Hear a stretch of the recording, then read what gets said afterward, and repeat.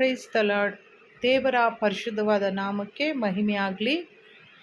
ಈ ಒಂದು ರಾತ್ರಿ ಕಾಲದಲ್ಲಿ ಒಂದೆರಡು ದೇವರ ವಾಕ್ಯಗಳನ್ನು ನಿಮ್ಮ ಜೊತೆ ಹೇಳ್ಕೊಳ್ಳೋಕ್ಕೆ ಬಯಸ್ತಾ ಇದ್ದೇನೆ. ಕರ್ತನು ಹೇಳಿದ ಕೆಲವು ಮಾತುಗಳು ನನ್ನ ಹೃದಯದಲ್ಲಿ ಇದೆ. ಆಗಿನ ಕಾಲದಲ್ಲಿ ಅಂದರೆ ಮೋಸೆ ಎಂಬ ಜನನಾಯಕರೊಬ್ಬರಿದ್ದರು. ಅವರನ್ನು ಕರ್ತನು ಈಜಿಪ್ಟಿನಲ್ಲಿ ತನ್ನ ಜನಗಳನ್ನು ಈಜಿಪ್ಟಿನಿಂದ ಕನಾನ್ ಎಂಬ ದೇಶಕ್ಕೆ ಕರ್ಕೊಂಡು ಹೋಗಬೇಕು ಅಂತೇಳಿ ಹೇಳಿದರು. ಅಂಥ ಸಂದರ್ಭದಲ್ಲಿ ಆ ಒಂದು ಈಜಿಪ್ಟಿನ ಅರಸನಾದ ಫರೋಹನು ಬಹಳ ಕಠಿಣ ಹೃದಯವುಳ್ಳವನಾಗಿದ್ದನು. ತುಂಬ ಹಿಂಸಿಸಿ ಆ ಒಂದು ಇಸ್ರಾಯೇಲ್ ಜನಗಳು, ದೇವ ಜನಗಳಾದ ಅವರನ್ನು ತುಂಬ ಕಠಿಣವಾಗಿ ಗುಲಾಮರನ್ನಾಗಿ ಬಳಸ್ಕೊಳ್ತಿದ್ದ. ತುಂಬ ಹಿಂಸೆಗಳನ್ನು ಅವ್ರಿಗೆ ಕೊಡ್ತಾ ಇದ್ದ ಮತ್ತು ಆ ಜನಗಳನ್ನು ಮೋಸೆ ಹೇಳಿದ ಮಾತಿಗೆ ಒಪ್ಕೊಂಡು ಸ್ವದೇಶಕ್ಕೆ ಅಥವಾ ದೇವರು ಹೇಳುವ ಜಾಗಕ್ಕೆ ಹೋಗಲಿಕ್ಕೆ ಅವ್ರನ್ನ ಬಿಡಲಿಲ್ಲ. ಅಂಥ ಸಂದರ್ಭದಲ್ಲಿ ಏನಾಗುತ್ತೆ ಅಂತೇಳಿದ್ರೆ ದೇವರು ಕೆಲವು ಅದ್ಭುತಗಳನ್ನು ಮಾಡ್ತಾರೆ. ಪ್ರತ್ಯೇಕವಾಗಿ ಫರೋಹನನ ಒಂದು ಆರಾಧನೆ ಪದ್ಧತಿ ಏನಾಗಿತ್ತು ಅಂತೇಳಿದ್ರೆ ಅಲ್ಲಿನ ನದಿಯನ್ನು ಆರಾಧನೆ ಮಾಡ್ತಿದ್ದ, ಸೂರ್ಯನನ್ನು ಆರಾಧನೆ ಮಾಡ್ತಿದ್ದ, ಕಪ್ಪೆಗಳನ್ನು ಆರಾಧನೆ ಮಾಡ್ತಿದ್ದ, ಹುಳಗಳನ್ನು ಆರಾಧನೆ ಮಾಡ್ತಿದ್ದ, ಹಾವನ್ನು ಆರಾಧನೆ ಮಾಡ್ತಿದ್ದ. ಅಂದರೆ ಸೃಷ್ಟಿಕರ್ತನಾದ ದೇವರನ್ನು ಆರಾಧಿಸುವುದಕ್ಕೆ ಬದಲಾಗಿ ಸೃಷ್ಟಿ ವಸ್ತುಗಳನ್ನು ಆರಾಧಿಸಿದ. ಇದರಿಂದ ಕೋಪಿಸಿಕೊಂಡಂಥ ದೇವರು ಫರೋಹನಿಗೆ ಮೋಸೆಯ ಮೂಲಕ ಮತ್ತು ಆತನ ಅಣ್ಣನಾದ ಆರೋಹನ ಮೂಲಕ ವಾರ್ನಿಂಗ್ ಕೂಡ ಮಾಡ್ತಾರೆ. ಇಂಥ ಆರಾಧನೆಗಳನ್ನ ಮಾಡಬಾರ್ದು. ಕರ್ತನು ತುಂಬ ಕಡೆಗಳಲ್ಲಿ ಹೇಳಿದರೆ, ನಾನು ಜೀವ ಸ್ವರೂಪನಾದ ದೇವರು, ನಾನು ವಿಗ್ರಹಗಳಿಗೆ ಸಮಾನವಲ್ಲ, ನನ್ನ ಹೆಸರಲ್ಲಿ ಯಾವುದೇ ವಿಗ್ರಹಗಳನ್ನು ಕೂಡ ದೇವರಾದ ಕರ್ತನ ಹೆಸರಲ್ಲಿ ಆರಾಧನೆ ಮಾಡಬಾರ್ದು, ನಾನು ಜೀವಿಸುವಂಥ ದೇವರು ಎಂಬುದಾಗಿ. ಅದರಿಂದ ಪ್ರೀತಿಯ ಆತ್ಮೀಯ ಬಂಧುಗಳೇ, ಮೋಸೆ ತನ್ನ ಜನಗಳನ್ನು ಈಜಿಪ್ಟಿನಿಂದ ಕರ್ಕೊಂಡು ಬರಲಿಕ್ಕೋಸ್ಕರ ನಾಯಕನಾಗಿ ತನ್ನ ಜೊತೆಯಲ್ಲಿ ತನ್ನ ಅಣ್ಣನನ್ನು ಕೂಡ ಕರ್ಕೊಳ್ತಾರೆ. ಅವರ ಅಕ್ಕ ಮಿರಿಯಾಮಳು ಕೂಡ ಆತನ ಜೊತೆಗಾರ್ತಿಯಾಗಿ ನಿಂತ್ಕೊಳ್ತಾರೆ. ಹೀಗೆ ಇರುವಾಗ ಅಲ್ಲಿನ ಫರೋಹನ ಹತ್ರ ಹೋಗಿ ಹೇಳ್ತಾರೆ, ನೋಡಿ ನನ್ನ ಜನಗಳನ್ನು ಕಳಿಸ್ಕೊಡ್ಬೇಕು ಅಂತ ದೇವರು ಹೇಳ್ತಿದ್ದಾರೆ ಅಂತೇಳಿ. ಆತ ಕೇಳ್ತಾನೆ, ಫರೋಹನ ಮಹಾರಾಜನು, ಯಾರು ನಿನ್ನ ಜನಗಳನ್ನು ಕರ್ಕೊಂಡು ಬರಬೇಕು ಅಂತ ಹೇಳಿದ ದೇವರು ಯಾರು ಅಂತ. ಆಗ ಮೋಸೆ ಹೇಳ್ತಾನೆ, ಯೆಹೋವ ದೇವರು, ಅಂದರೆ ಸೃಷ್ಟಿಕರ್ತನು, ಸದಾ ಇರುವಾತನು ಅಂಥೇಳಿ. ನಂತರ ಹಾಗಾದರೆ ಆತ ಕರ್ಕೊಂಡು ಬರಬೇಕು ಅಂತ ನಿನಗೆ ಹೇಳಿದ್ದಕ್ಕೆ ಏನು ಸೂಚನೆ ತೋರಿಸ್ತೀಯ ಅಂತ ಹೇಳಿದಾಗ ಮೋಸೆ ತನ್ನ ಕೈಯಲ್ಲಿರುವ ಕೋಲನ್ನು ತೆಗೆದು ಕೆಳಗಡೆ ಹಾಕ್ತಾನೆ. ತಕ್ಷಣ ಆ ಕೋಲ್ ಹಾವಾಗುತ್ತೆ. ನಂತರ ಫರೋಹನ ಆಸ್ಥಾನದಲ್ಲಿರುವ ಮಾಂತ್ರಿಕರು ಕೂಡ ಅದೇ ರೀತಿ ಅವರ ಕೈಗಳಲ್ಲಿದ್ದ ಮಾಂತ್ರಿಕ ಕೋಲುಗಳನ್ನು ಹಾವಾಗಿ ಮಾಡ್ತಾರೆ.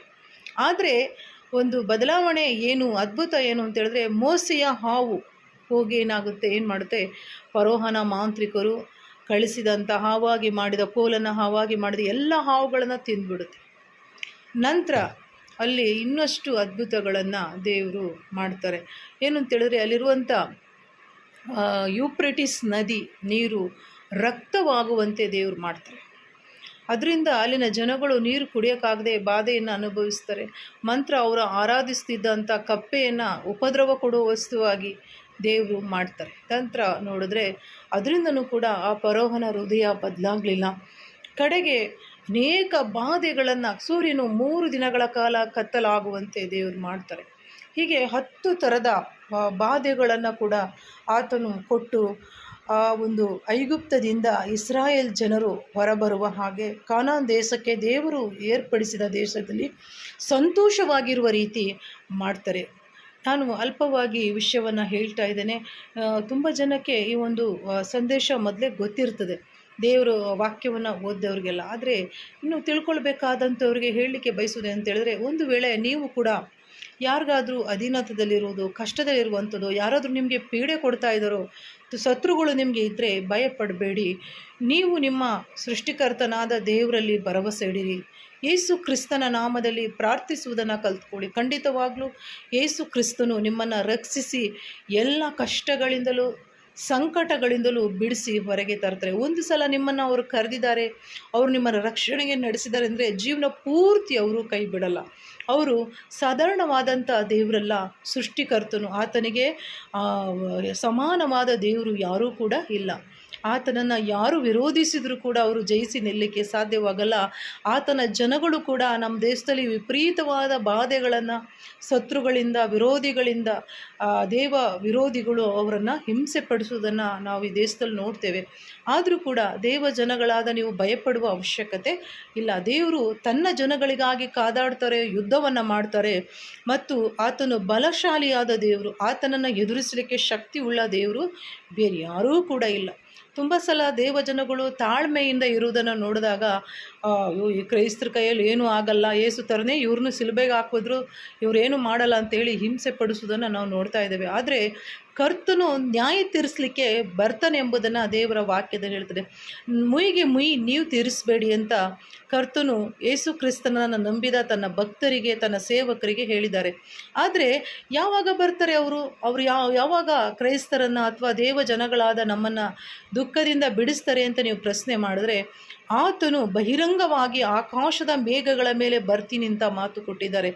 ಆವಾಗ ಭೂಮಿ ಎಲ್ಲ ಜನಗಳು ಕೇಳಿಸ್ಕೊಳ್ಳುವ ಹಾಗೆ ಮಹಾ ತುತ್ತೂರಿಯ ಶಬ್ದದಲ್ಲಿ ಆತನು ಏನು ಮಾಡ್ತಾರೆ, ಭೂಮಿಯಲ್ಲಿ ಆತನನ್ನು ನಂಬಿದ ಎಲ್ಲ ಜನಗಳನ್ನು ಮೇಲೆ ಕರ್ಕೊಂಡು ಹೋಗ್ತಾರೆ.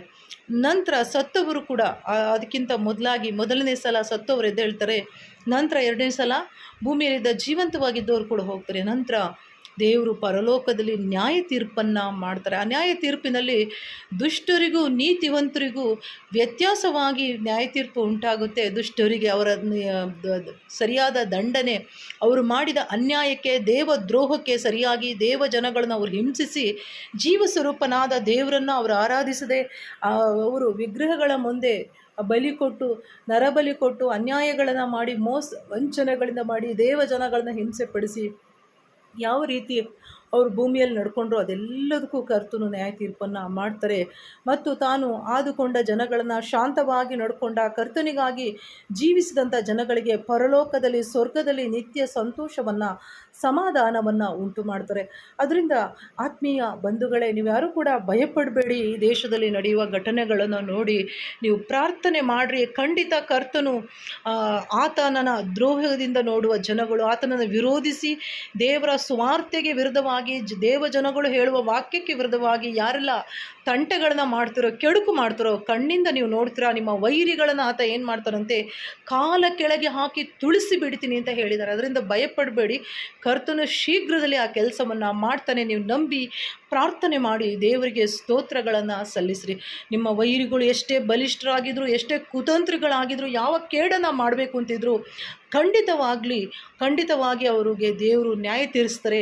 ಬರೀ ಪರಲೋಕದಲ್ಲಿ ಆತನು ಬರುವಾಗ ಮಾತ್ರ ಹೇಳಲಿಲ್ಲ, ಭೂಮಿಯಲ್ಲಿ ಇರುವಾಗಲೂ ಕೂಡ ಅವರು ದುಷ್ಟರು ಯಾವತ್ತೂ ಕೂಡ ಏಳಿಗೆ ಆಗಲ್ಲ. ಅವ್ರನ್ನ ದೇವ್ರು ಏನು ಮಾಡ್ತಾರೆ, ಮರುಭೂಮಿಗೆ ವಾಸ ಮಾಡುವಂಥ ಸ್ಥಿತಿಗೆ, ಮರುಭೂಮಿ ಸ್ಥಿತಿಗೆ ತರ್ತಾರೆ. ಯಾರು ದೇವರಿಗೆ ವಿರುದ್ಧವಾಗಿ ನಂಬಿಕೊಂಡಿದ್ದ ದೇವಜನಗಳಿಗೆ ವಿರುದ್ಧವಾಗಿ ಕೆಟ್ಟದನ್ನು ಬಗೆತಿದ್ರು ಅಂಥವರ ಮೇಲೆ ದೇವರ ಶತ್ರುತ್ವ ಉಂಟಾಗುತ್ತೆ. ಸೃಷ್ಟಿಕರ್ತನೇ ಅವ್ರಿಗೆ ವಿರುದ್ಧವಾಗಿ ಎದ್ದ ಮೇಲೆ ಬೇರೆ ಅವರ ಗತಿ ನಾವು ಹೇಳಲಿಕ್ಕೆ ಅವಶ್ಯಕತೆಯೇ ಇಲ್ಲ. ಅವರು ಏನಾಗ್ತಾರೆ, ಹೀನಾಯವಾಗಿ ಸೋಲಪ್ತಾರೆ, ಅವಮಾನ ಪಡ್ತಾರೆ. ದೇವರವನ್ನು ದಂಡಿಸಿ ತಕ್ಕದಾದ ನ್ಯಾಯ ತೀರ್ಪು ಉಂಟು ಮಾಡಿ ಅವರನ್ನು ನರಕದಲ್ಲಿ ನಿತ್ಯವಾದ ಅಗ್ನಿಗೆ ದೊಬ್ಬುತ್ತಾರೆ. ಅದರಿಂದ ಆತ್ಮಿಕ ಬಂಧುಗಳೇ, ಯಾರು ಕೂಡ ನೀವು ಭಯಪಡಬೇಡಿ, ಪ್ರಾರ್ಥನೆಯನ್ನು ಮಾಡಿರಿ. ದೇವರು ನಿಮ್ಮ ಜೊತೆ ಇದ್ದಾರೆ. ದೇವರಿಗೆ ಸ್ತೋತ್ರವಾಗಲಿ. ಆಮೇನ್. ಹಾಲೆಲೂಯಾ.